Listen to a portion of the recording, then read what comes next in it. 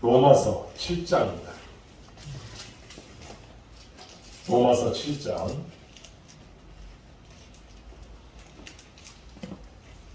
7절부터 13절 말씀입니다.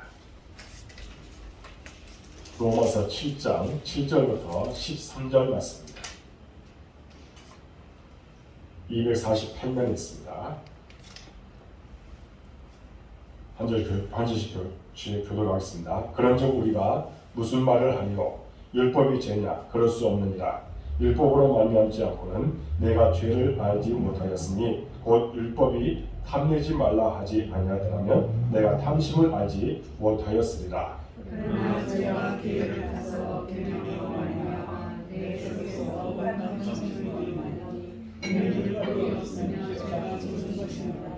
전에 율법을 깨닫지 못했을 때에는 내가 살았더니 계명이 이름에 죄는 살아나고 나는 죽었도다. 생명에 이르게 하여 계명에 이르게 하여 그리고 사망에 이르게 하는 것이 되었도다. 죄가 기회를 타서 계명으로 말미암아 나를 속이고 그것으로 나를 죽였는지라. 이로 보건대 율법으로 거룩하고 계명도 거룩하고 그러므로 선하도다.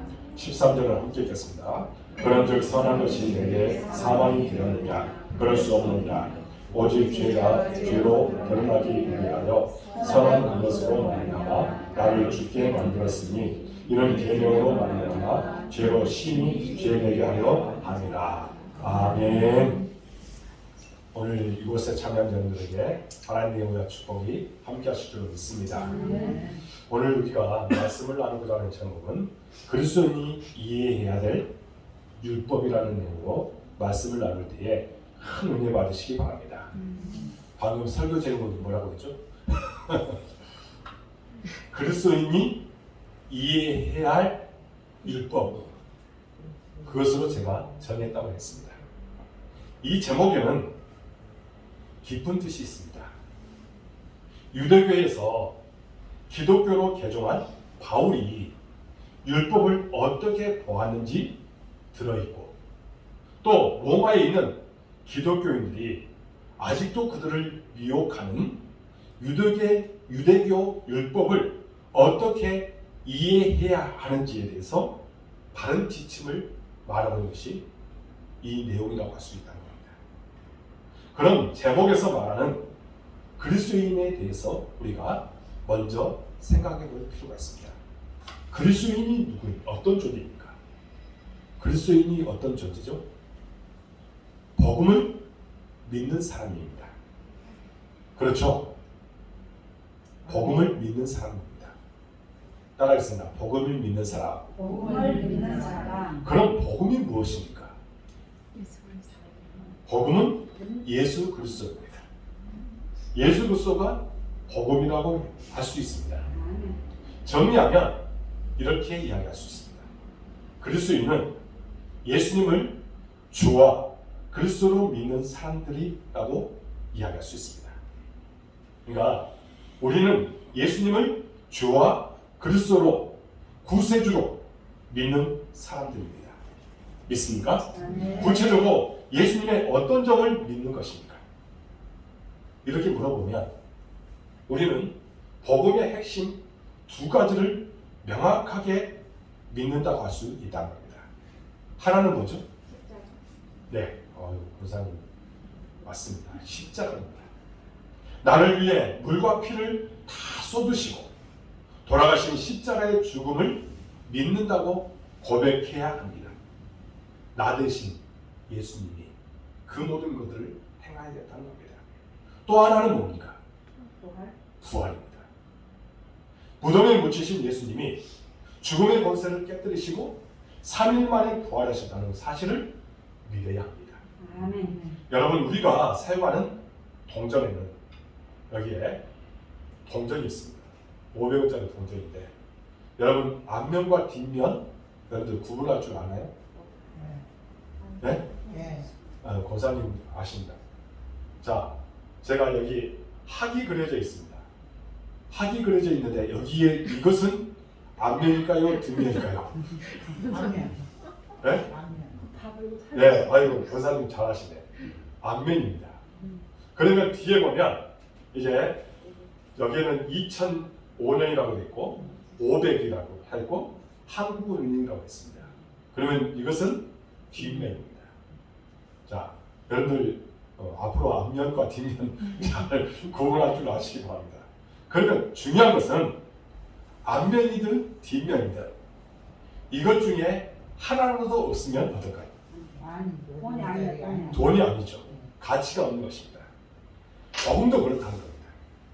동전처럼 두 가지 완벽하게 갖춰져야 복음이라는 겁니다. 하나는 십자가의 죽으심, 또 하나는 뭐죠? 예수님의 부활하심. 이것이 두 가지 것이 다 있어야 진정한 그리스도의 복음이 되는 것입니다. 완전하신 하나님, 완전하신 사람이신 예수님. 오늘 본문으로 말씀드리면 율법을 완벽하게 지키신 유일한 분이 누구예요? 예수님이라는 겁니다. 그 예수님이 우리의 죄를 대속하기 위해서 십자가에서 돌아가셨습니다. 히브리서 기자의 말을 빌리면 한 번의 제사, 그리고 영원히 우리를 온전하게 하시기 위해서 십자가에 돌아가신 것입니다. 문제는 예수님께서 십자가에 달려 돌아가셨는데 당시 사람들은 십자가에 돌아가신 그 의미를 몰랐다는 겁니다. 심지어 누구까지도, 제자들까지도 그것을 이해하지 못했습니다. 그래서 베드로가 어떻게 부인했습니까? 나는 예수님을 모른다고 3번씩이나 부인했습니다. 그 정도로 그 십자가에 대해서 이해를 못한 거예요. 하지만 예수님은 십자가 사역을 완성하셨습니다. 그리고 무덤에 묻히셨습니다. 그리고 약속대로 3일 만에 예수님께서 부활하셨습니다. 예수님의 부활하심은 단순한 사건이 아니었습니다. 예수님이 부활하실 때까지 세상에는 그 누구도 죽었다가 부활한 사람이 한 사람도 없었습니다. 물론 성경에 죽었다가 소생한 사람이 있어요. 그러나 죽었다가 부활한 사람은 그동안에 한 사람도 없었다는 겁니다. 예수님께서 부활하신 것, 예수님의 십자가 사건은 재해석되기 시작한 것입니다. 십자가에 달리신 예수님은 죄인이 아니라 하나님이셨습니다. 십자가에서 흘리신 예수님의 피는 그냥 사람의 피가 아니라 이제 하나님이 흘리신 피라는 겁니다. 하나님이 흘리신 피예요. 십자가에서 흘리신 그 피의 효력은 세상 사람들의 피가 아니라 하나님의 피이기 때문에 그 효력은 그때 당시에 예수님을 믿었던 사람들은 다 그 효력을 볼 수 있었고 2000년이 지난 지금 우리에게도 그 효력이 있는 줄로 믿으시기 바랍니다. 아멘. 중요한 것은 십자가 부활 사역을 하신 예수님이 성령과 더불어 지금 우리와 함께 하신다는 것입니다. 지금 우리와 함께 하시기 때문에 우리에게는 소망이 있고 기쁨이 있고 감사가 넘치는 것입니다. 이것이 복음이요, 이것이 십자가와 부활의 의미인 것이라고 이야기할 수 있다는 겁니다. 이 놀라운 사실 바울은 온몸으로 체험했습니다. 우리가 잘 알다시피 출생부터 담에서 도상에서까지 예수님을 만나기 이전까지 사도 바울은 어떤 인생을 살았습니까? 어떻게 보면 유대교의 철두철미한 사람이었다고 이야기할 수 있습니다. 그때는 율법을 생명처럼 여겼습니다. 율법을 행함으로 하나님으로부터 구원을 받는다고 믿었고 율법대로 살려고 끊임없이 노력을 했습니다. 그런데 다메섹 도상에서 부활하신 예수님을 만남으로 구원은 우리의 죄를 대신해서 십자가 부활 사역을 하신 예수님을 믿음으로 구원받음을 그가 깨닫게 된 것입니다. 그 이전에는 모든 율법으로 자기가 의롭게 된다고 생각했습니다. 그리고 그 안에서 무엇인가 그 길을 찾기 위해서 얼마나 노력을 했는지 모릅니다. 여러분, 이것이 사도 바울이 노력했던 그런 모습이었어요.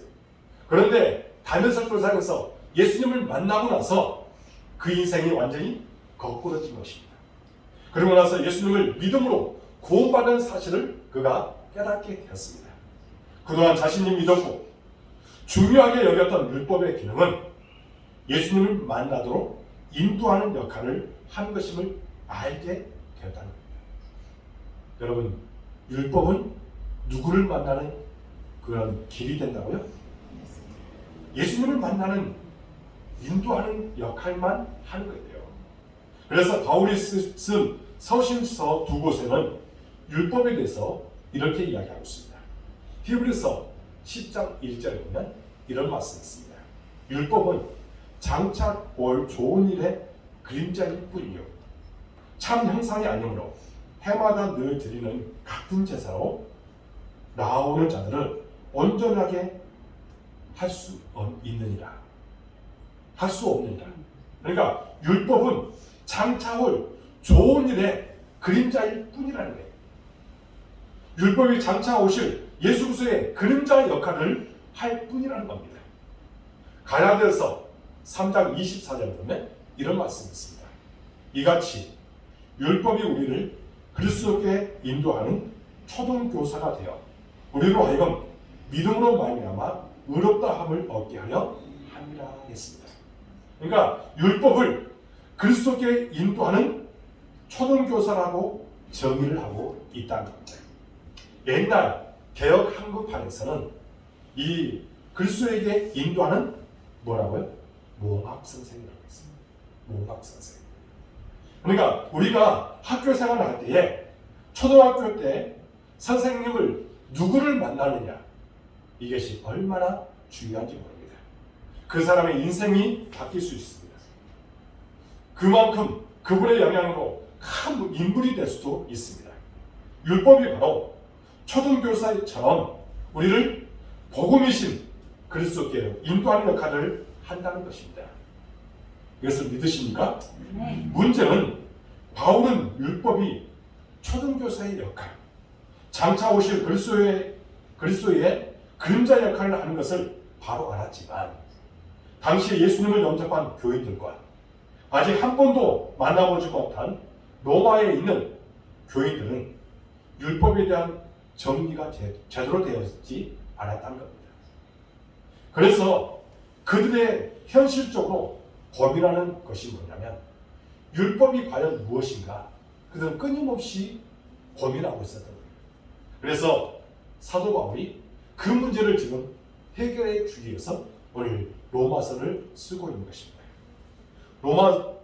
로마서 내용 순서를 우리가 정리해보면 로마서 1장 1절부터 3장 30절까지는 어떤 내용에 대해서 이야기하냐면 정죄에 대해서 이야기합니다. 정죄. 그러니까 우리는 죄로 정죄함을 받는다. 이렇게 이야기했습니다. 그리고 로마서 3장 21절에서 이제 5장 21절까지는 어떤 내용에 대해서 이야기하냐면 이신칭의에 대해서 이야기합니다. 제가 여러분들에게 로마서를 계속해서 강의하면서 제가 이신칭의에 대해서 계속해서 여러분들에게 강조한 적이 있습니다. 그리고 로마서 6장 1절부터 8장 39절까지는 성화를 다뤘습니다. 성화. 성화가 뭐예요? 우리가 거룩해진다는 것입니다. 기독교인의 이제 성화되기 위해서 해결해야 할 문제 중 하나인 율법에 대한 문제를 지금 다루고 있습니다. 그러면 오늘 본문의 내용을 이제 생각해 보도록 하겠습니다. 오늘 본문을 묵상해 보면 율법의 독특한 기능 세 가지를 말하고 있습니다. 여러분 오늘 말씀을 통해서 율법의 그 기능이 무엇인지 우리가 한번 살펴보도록 하겠습니다. 첫 번째가 뭐냐? 율법으로 말미암아 죄를 깨닫게 된다는 겁니다. 한번 따라하겠습니다. 율법으로 말미암아 죄를 깨닫게 됩니다. 여러분 7절에 보면 이런 말씀이 있습니다. 우리 7절 말씀을 한 목소리로 읽겠습니다. 시작. 그런즉 우리가 무슨 말을 하리요? 율법이 죄냐? 그럴 수 없느니라. 율법으로 말미암지 않고는 내가 죄를 알지 못하였으니 곧 율법이 탐내지 말라 하지 아니하더라면 내가 탐심을 알지 못하였습니다. 여러분, 율법은 모세오경, 적게는 10계명이라고 이야기할 수 있습니다. 모세오경은 제쳐놓고 여러분 10계명만 우리가 생각해 보겠습니다. 옛날에는 교학에서 10계명을 외우도록 했어요. 근데 지금은 뭐 사도신경이나 주기도문을 외우라고 하는데 이제 10계명에 대해서 별로 강조하지 않는 것 같습니다. 그러면 우리가 한번 외워볼까요? 10계명 제1계명이 뭡니까? 너는 나에게는 다른 신들을 내게 있게 하지 말라. 그리고 제2가 뭐예요? 나를 위하여 새긴 우상을 만들지 말라. 그리고 거기에 절하지 말고 또한 섬기지 말라. 세 번째가 뭐예요? 너는 내 하나님 여호와의 이름을 망령되게 부르지 말라. 그리고 제4가 뭐죠? 안식일을 기억하여 거룩하게 지키라. 제5는 내 부모를 경외하라. 제6은 살인하지 말라. 또 7은 간음하지 말라. 8은 거짓말하지 말라. 제9는 내 이웃에 대하여 거짓 증거하지 말라. 제10은 뭐예요? 내 이웃의 집을 탐내지 말라. 이게 10계명입니다. 여러분, 모세가 10계명과 율법을 언제 하나님께로 받았습니까? 언제 받았습니까? 자, 이제 출애굽을 한 이후에 거의 석 달 만에 시내산에 이제 도착했는데 거기에서 이 10계명을 받았습니다. 그러니까 그때 당시가 주전 한 1440년 정도라고 이야기하면 돼요. 주전. 그러니까 그 이전에는 이스라엘 백성들이 애굽에 살았어도 이 말씀이 없었기 때문에 그것이 죄인지 알지 못했다는 거예요. 그런데 율법과 10계명을 받고 난 후에 그것을 기준으로 자신의 삶을 돌아보니까 죄된 모습을 발견하게 되었다는 겁니다. 그래서 율법은 어떤 기능을 하냐? 율법으로 말미암아 죄를 깨닫게 된다는 겁니다. 여러분, 율법은 이런 기능을 하고 있다는 것을 우리가 믿을 수 있기 바랍니다. 두 번째로는 율법이 죄를 더하도록 어떻게 보면 충동질을 한다는 거예요. 오늘 8절 말씀 보면 이렇게 말합니다. 오늘 8절 말씀을 한 목소리로 읽도록 하겠습니다. 시작. 그러나 죄가 기회를 타서 계명으로 말미암아 내 속에서 온갖 탐심을 이루었나니 이는 율법이 없으면 그 죄가 죽는 것입니다. 아멘. 여러분, 이해를 돕기 위해서 제가 두 가지 예화를 여러분에게 말씀을 드리고자 합니다. 먼저 성경에서 예화를 드리겠습니다. 창세기 3장에 보면 아담과 하와가 선악을 알게 하는 나무를 이제 어떻게 했어요? 그것을 먹었습니다. 그래서 그것으로 인해서 죄가 세상에 들어왔습니다. 만약 하나님이 아담과 하와에게 어떤 법도 주지 않았다면 그들은 어떻게 해요? 계속 무지한 상태로 살았을 것입니다. 그런데 선악과를 따먹지 말라. 이것은 무엇이에요? 그들에게 준 어떻게 보면 율법이라고 할 수 있습니다. 하지만 하나님은 그들에게 그들이 지켜야 할 법을 말씀해 주셨습니다. 창세기 2장 17절에 뭐라고 얘기해요? 선악을 알게 하는 나무의 열매는 먹지 말라. 내가 먹는 날에는 반드시 죽으리라. 이렇게 이야기했습니다. 아담과 하와가 이 말씀을 듣는 순간 그동안 별 생각 없이 보았던 선악을 알게 하는 열매가 먹음직스럽고 보암직스럽고 지럽게 하는 거구나. 그렇게 여겨졌다는 거예요. 죄가 계명으로 말미암아 기회를 타서 아담 안에 그런 탐스러운 욕망을 만들어냈다는 거예요. 그래서 법이 이제 어떻게 됐냐? 주어졌더니 죄가 틈을 타서 그 법을 어기도록 했다는 겁니다. 무슨 뜻인지 알겠어요? 제가 이렇게 말하는데 이것을 잘 이해해야 돼요. 그러니까 법이 이제 주어졌더니 죄가 틈을 타서 그 법을 어기도록 했다는 겁니다. 또 한 예를 여러분에게 말씀을 드리겠습니다. 어거스틴의 고백록에 나오는 내용입니다. 어거스틴이 젊은 시절에 친구들과 어울려서 이제 밤에 배를 훔치러 어떤 이웃 과수원에 들어갔다 합니다. 쉽게 말해서 서리를 하려고 들어간 것입니다. 저도 서리를 해봤습니다. 어렸을 때. 어거스틴과 친구들은 이웃집 배밭에 들어가서 배나무를 흔들어서 상당히 많은 배를 이제 떨어뜨렸습니다. 떨어진 배를 주워다가 몇 개는 먹었고 나머지 대부분은 돼지에게 던져줬습니다. 젊은 시절 누구나 시골에서 이런 일들을 많이 할 것입니다. 저도 감, 복숭아 이런 서리를 해봤기 때문에 그렇게 서리에 대해서 잘 압니다. 여러분들도 해본 분들도 있을 것입니다. 어거스틴은 자신이 배밭을 서리한 그 일로 고민을 해봤대요. 참 쓸데없는 고민이겠지만 그래도 이것으로 인해서 한번 고민을 해봤대요. 왜 배서리를 했을까? 왜 배서리를 했을까요? 여러분들 왜 합니까? 먹고 싶으니까. 그래서 이 어거스틴은 한번 이것을 가지고 생각을 해봤대요. 배가 너무 예뻐서 아니라는 거예요. 하나님이 만드신 창조물 중에는 더 예쁜 과일과 또 창조물이 많다는 겁니다. 배가 고파서 아니라는 거예요. 그의 집에는 먹을 것이 훨씬 더 많다는 겁니다. 친구들에게 인정받으려고 그것도 아니라는 거예요. 물론 그런 것도 좀 마음은 있었지만 그 역시 아니라는 겁니다. 그런데 어거스틴은 다음과 같은 말로 진짜 서리한 이유를 그가 정리하고 있습니다. 그저 훔치는 마음으로 배를 집어서 들었을 뿐이다. 도둑질하는 것 말고는 그 일에 대해서 사랑하는 것이 없었다. 이렇게 이야기합니다.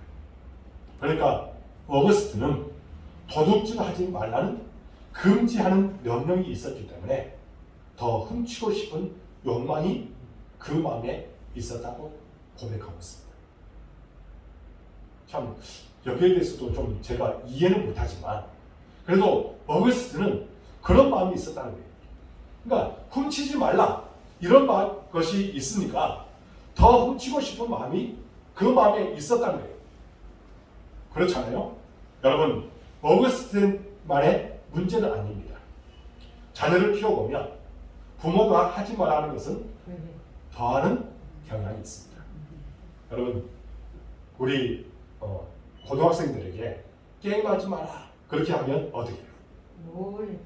몰래 더 합니다. 그게 어떻게 보면 인간의 심리라고 이야기할 수 있다는 겁니다. 공부만 해야 할 것이 아니냐 이렇게 물어보면 이렇게 말하면 어떻게 해요? 하지 말라는 것을 더 하고 싶은 것이 어떻게 보면 사람의 심리라는 겁니다. 어른들도 마찬가지입니다.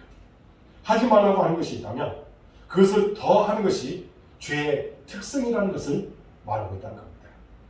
이렇게 율법은 죄인들에게 들어감으로 죄를 더 생산해낸다고 이야기하고 있다는 겁니다. 그러니까 더 하고 싶은 마음 이것이 바로 죄를 생산해내는 모습이라고 이야기할 수 있다는 겁니다. 그리고 세 번째로는 그 결과가 뭐냐? 이제 죄가 사람을 죽여버린다는 겁니다. 한번 더 하겠습니다. 죄가 사람을 죽여버린다. 오늘 9절에서 11절 말씀을 보면 이런 말씀이 있습니다. 오늘 9절부터 11절 말씀을 한 목소리로 우리 읽도록 하겠습니다. 시작. 전에 율법을 깨닫지 못했을 때에는 내가 살았더니 계명이 이르매 죄는 살아나고 나는 죽었도다. 생명에 이르게 할 그 계명이 내게 대하여 도리어 사망에 이르게 하는 것이 되었도다. 죄가 기회를 타서 계명으로 말미암아 나를 속이고 그것으로 나를 죽였는지라. 아멘. 여러분, 오늘 말씀을 보면 뭐라고 이야기합니까?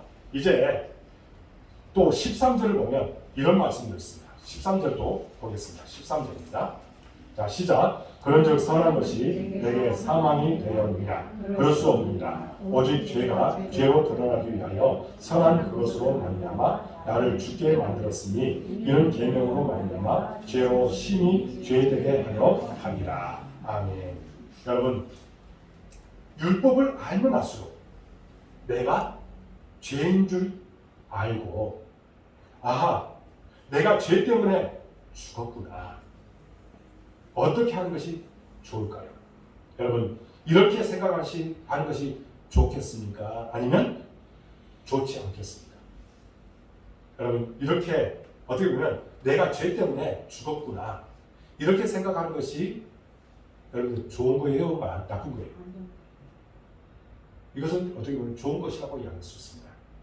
어떤 분은 이렇게 말씀하면 어떻게 이야기하면 부정적으로 생각하는 분들이 있다는 거예요.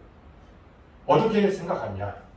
그럼 율법이 죄를 드러내는 것이라면 율법을 모르는 것이 좋지 않습니까? 이렇게 생각한다는 겁니다. 신약으로 말하면 교회에 와서 말씀을 들으면 들을수록 내가 얼마나 죄인임을 드러낸다면 교회 나가지 않는 것이 더 낫지 않습니까? 이렇게 생각하는 사람들이 있다는 거예요. 그러면 어떻게 돼요? 우리가 구원에서 멀어진다는 겁니다. 여러분, 율법을 모르면 그리고 교회에 안 나가면 어떻게 됩니까? 구원에 들여서 멀어지고 결국은 지옥에 들어갈 수밖에 없다는 겁니다. 그러니 율법을 알수록 죄가 들어오고 죄로 인해서 내가 죽게 된다는 것을 아는 것은 은혜 중에 은혜인 줄로 믿으시기 바랍니다. 내가 죄로 인해서 죽게 되는구나. 이것을 아는 것은 은혜예요. 여러분, 그렇지 않습니까? 무슨 뜻인지 모르겠어요? 내가 죄로 인해서 죽게 되었다는 것, 이것을 알게 되는 것은 그만큼 은혜예요. 왜? 그 죄를 회개하면 되니까. 그런데 이것을 모르니까 자꾸만 죄 가운데 거하고 있는 거예요. 그렇기 때문에 우리가 우리 안에서 내가 죄로 인해서 죽게 된다는 것을 아는 것은 그만큼 은혜요 축복임을 우리가 믿을 수 있기 바랍니다. 여러분, 집에 찾아온 손님이 험상궂으면 험상궂을수록 어떻게 해요? 어린 딸 아이는 엄마 치맛자락을 바짝 끌어안을 것입니다. 마찬가지로 율법 안에서 나의 죄가 얼마나 무서운가를 보면 볼수록 우리는 어떻게 해요? 예수님을 바짝 끌어당기는 것입니다. 어쩌면 지금 신앙생활을 하는 우리 중에 누가 열심히 주님을 끌어당겨 예수님 잘 믿는가라고 묻는다면 자신의 본질적 모습을 가장 잘 아는 분, 자신이 얼마나 추한 죄인임을 아는 사람이 예수님을 잘 믿는다고 말할 수 있다는 겁니다.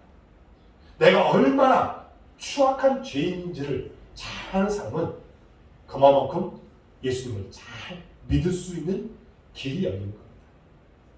그렇기 때문에 내 자신에 대해서 잘 봐야 돼요. 내가 얼마나 추한 죄인인지.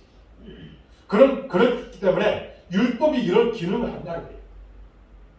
율법을 우리가 알면 알수록 내 자신이 죄인이라는 것을 알고, 그리고 나서 그 안에서 내가 이제 예수님이 더 필요합니다. 예수님을 내 안에 모시고 살아가겠습니다. 이런 마음이 더 많이 들게 된다고 말할 수 있다는 겁니다. 그렇기 때문에 율법을 잘 알아야 내가 죄인인 줄 알고 내가 이미 죽었구나 생각하고 예수님을 바짝 끌어안을 수 있다는 겁니다. 여러분, 바울이 그랬습니다. 또 어거스틴이 그런 사람이었습니다. 마틴 루터가 그런 사람이었습니다. 이런 사람들의 공통점이 뭐예요? 다 죄인이었어요. 그런데 나중에 예수님이 필요하다는 것을 알고 그들이 예수님을 끌어안고 그 안에서 복되게 살아갈 수 있었던 것입니다. 존 번연도 그런 사람이었습니다. 오늘 교회 안에 있는 목사나 성도 중에도 자신의 죄를 깊이 본 사람일수록 주님을 더 바짝 끌어안고 살 수 있다는 겁니다. 내가 죄인지를 알면 알수록 예수님을 의지하고 예수님을 붙들고 나아갈 수 있다는 겁니다. 이제 말씀을 정리해 보겠습니다. 율법은 하나님이 주셨기 때문에 아무런 문제가 없습니다. 12절에 보면 이렇게 말합니다. 이로 보건대 율법은 거룩하고 계명도 거룩하고 의로우며 선하도다 이렇게 했습니다. 말씀처럼 율법은 거룩하고 의롭고 선합니다. 문제는 율법을 어긴 나에게 우리에게 문제가 있다. 그렇지 않습니까? 율법은 누가 준 거예요? 율법은 누가 준 거예요? 하나님이 주셨기 때문에 거기에는 문제가 없습니다. 그런데 근본적으로 문제는 누구에게 있느냐? 바로 나에게 있다. 우리에게 있다는 겁니다. 어거스틴이 말한 잘못이 있다면 다 내게 있고 잘 되는 것이 있으면 다 하나님께로부터 온 것이다. 이렇게 고백했던 어거스틴처럼 모든 문제는 나에게 있습니다. 율법은 하나님에서 온 것이기 때문에 좋은 것입니다. 문제는 율법대로 살지 못하는 우리입니다. 율법을 주었더니 그대로 살기는커녕 율법에 하지 말라고 한 짓을 더 하게 되었고 결국 그 죄로 인해서 우리는 죽게 된 것입니다. 그럼 우리를 위해서 율법의 완성자이신 예수님이 오셨고 십자가와 부활 사역을 하시고 그를 믿음으로 우리를 죄에서 구원해 주신 것입니다. 그리고 그 구원의 길로 우리를 초청하고 계십니다. 그래서 마태복음 11장 28절에 뭐라고 얘기합니까? 수고하고 무거운 짐진 자들아 다 내게로 오라. 내가 너희를 쉬게 하리라. 그리고 요한복음 14장 6절에 뭐라고 이야기해요? 예수께서 이르시되 내가 곧 길이요 진리요 생명이니 나로 말미암지 않고는 아버지께로 올 자가 없느니라. 여러분 이제 그리스도인과 율법에 관해서 이해하셔서 우리의 구원은 오직 예수 그리스도를 믿음에 있음을 알고 이제 예수님을 믿음으로 구원의 삶 나아가서 성화의 삶을 살아내는 여러분의 모든 인생이 되어지기를 주님으로 축복합니다. 사랑하는 여러분, 우리는 율법에 의해서 나의 그 죄 낱낱이 다 볼 수가 있습니다. 그렇다면 우리는 어떻게 합니까? 예수님을 우리 마음에 모시고 철저하게 회개하고 그리스도 안에 거하는 우리 인생이 될 때에 그 안에서 기뻐하고 행복해질 수 있고 진정으로 하나님의 신실한 종역을 감당할 수 있음을 기억하고 그 안에서 복되게 살아가는 여러분들 모든 인생이 되어지기를 주님의 이름으로 축복합니다. 기도하겠습니다. 하나님 아버지, 오늘 말씀을 통해서 우리에게 귀한 것들을 깨닫게 해주시고 진정 우리 그리스도인이 이제 율법에 의해서 우리 죄가 낱낱이 드러난다는 이 사실을 우리가 기억하고 모든 문제는 나에게 있다는 이 사실도 기억하고 이제 예수님을 바짝 끌어안고 예수님과 날마다 통하며 예수님의 신실한 종약을 감당하기에 부족함도 인도하여 주옵소서. 성화의 삶, 진정 하나님께서 원하시는 그 길을 따라가는 우리의 인생이 되도록 인도하여 주옵소서. 주님께서 주시는 놀라운 일을 경험하고 그 안에서 많은 사람들에게 예수님을 증거하는 사명도 감당하도록 인도하여 주옵소서. 하나님, 이곳에 참여하는 우리 모든 성도들 이제는 예수 안에서 행복해지고 예수 안에서 기뻐하고 구원받았다는 이 감격 속에서 주님께 영광 돌리는 삶 사도록 인도하시고 축복하여 주옵소서. 우리 복된교를 사랑해 주시고 예의가 도와주시니 참으로 감사합니다. 성장하고 부흥케 하여 주옵소서. 마귀 사탄 일절 틈타지 않도록 도와주옵소서. 주의 거룩과 신이 나타나는 우리 교회가 되도록 인도하여 주옵소서. 하나님, 우리 모든 성도들 무엇을 하든지 형통의 은혜를 주옵소서. 복된 길을 인도해 주옵소서. 감사가 넘치도록 인도하여 주옵소서. 정말 하나님께서 주시는 은혜를 날마다 경험하고 행복의 정상에서 살아도록 인도하여 주옵소서. 날마다 간증하며 살아오도록 이끌어 주실 줄로 믿습니다. 하나님, 사업체, 직장의 가정에 하나님의 축복이 함께해 주셔서 날마다 간증하고 날마다 행복 속에서 살아가도록 인도하여 주옵소서. 하나님, 우리 연약한 성도들을 위해서 기도합니다. 하나님, 그들에게 찾아가셔서 위로하여 주시고 안수해 주옵소서. 나사는 예수 이름으로 명하노니 그 육체들이 강건할지어다. 함께 하시고 은총을 허락하여 주옵소서. 아버지 하나님, 우리 교회 학생들 중에서 사랑하여 주시고 그들의 지혜와 명철을 허락하여 주시고 하나님의 나라를 위해서 귀하게 쓰임받게 하여 주옵소서. 학업을 위해서 취업을 위해서 예수 수고하게 아름다운 열매 맺도록 도와 주옵소서. 하나님, 이곳에 참여하는 우리 모든 성도들 기억하여 주옵소서. 축복하여 주옵소서. 하나님, 우리 권사님들 또 우리 성도님, 우리 사모님 주님께서 붙잡아 주옵소서. 축복하여 주옵소서. 믿음으로 승리토록 도와주옵소서. 또 우리 장로님 함께하여 주옵소서. 간절한 마음으로 기도하고 바라고 소원할 것들 반드시 응답될 줄로 믿습니다. 성령 충만함을 가주시고 믿고 나갈 때에 놀라운 기적이 그들의 삶 속에 나타나도록 도와주옵소서. 가정에 평안함을 주시고 진정 하나님의 놀라운 사랑을 넘치도록 받고 안에서 많은 사람들에게 그 행복을 나눌 수 있는 그런 심령이 되도록 인도하여 주옵소서.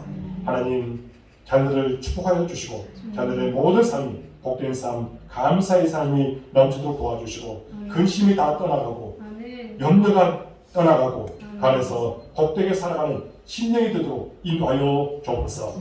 하나님, 이 시간에 우리의 온 마음을 다 기도가 반드시 응답될 줄로 믿습니다. 아까도 기도했듯이 우리 이명 집사님, 아버님, 이일남 우리 성도님 이제 저 천국으로 인도했는데 그 가정에 하나님 복이 넘치게 해주시고 자매절자 하나님께서 모든 것을 주관하여 주시며 이제 종이 그곳까지 이제 다녀오려고 합니다. 안전을 지켜주시고 그들을 위로하고 그들을 축복할 때에 놀라운 사랑이 풍성하게 임하게 하여 주옵소서. 하나님께서 이곳에 참여한 우리 모든 성도들 기억해 주시고 축복하여 주시며 마음의 근심들이 다 사라지는 놀라운 역사로 함께하여 주옵소서. 특별히 우리 장로님과 권사님 함께 참여했습니다. 진정 하나님께서 놀라운 복으로 함께해 주시고 기쁨과 감사가 넘치도록 인도하여 주시며 정말 성령께서 그 마음들을 주관하시고 인도하여 주옵소서. 오직 주님께 간절한 마음으로 기도하기에 놀라운 기적과 놀라운 일을 체험토록 도와주옵소서. 주께서 이곳에 좌정하여 주시고 놀라운 사랑으로 함께해 주심을 믿사옵고 예수 그리스도의 이름으로 간절히 기도하옵나이다. 아멘. 하늘에 계신 우리 아버지, 아버지의 이름을 거룩하게 하시며 아버지의 나라가 오게 하시며 아버지의 뜻이 하늘에서와 같이 땅에서도 이루어지게 하소서. 오늘 우리에게 용한 안치해 주시고 우리가 우리에게 잘못한 사람을 용서해 준 것 같이 우리를 용서해 주시고 우리를 시험에 빠지지 않게 하시고 악에서 구하소서. 나라와 권능과 영광이 영원히 아버지의 것입니다. 아멘.